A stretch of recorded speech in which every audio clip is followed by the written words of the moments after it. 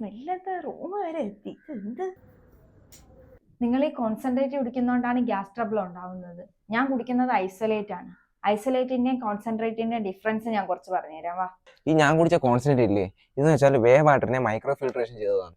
ഈ പ്രോഡക്റ്റിനെ iron exchange ക്രോമറ്റോഗ്രഫിയും അതുപോലെ cross flow ഫിൽട്രേഷനും ചെയ്തതാണ് നമ്മുടെ ഐസൊലേറ്റ്. ഓഹോ, ഈ കോൺസെൻട്രേറ്റിൽ മോർ ഫാറ്റ് ഉണ്ട്, അതുപോലെ കാർബ്സ് ഉണ്ട്, അതുപോലെ ലാക്ടോസ് ഉണ്ട്.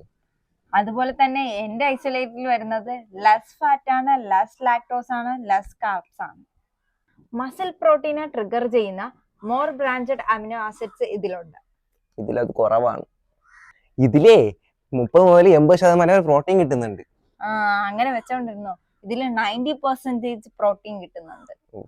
ഐസൊലേറ്റിൽ ലെസ് കാലോറി ആണ്, നോ ഫാറ്റ് നോ ഷുഗർ ആണ്. ഇതിൽ ഷുഗറും ഉണ്ട്, കലോറി കൂടുതലാണ്, കാർബോഹൈഡ്രേറ്റും ഉണ്ട്. ഇതിൽ കൂടുതലും ലാക്ടോസ് ഉണ്ട്. ഈ ലാക്ടോസ് ഉള്ളത് കൊണ്ട് തന്നെ ഈ വയറിങ്ങനെ വീർത്ത് വരുന്നതും പുറവെന്ന് പറഞ്ഞ് ബാക്കിൽ നിന്ന് പോകുന്നത്.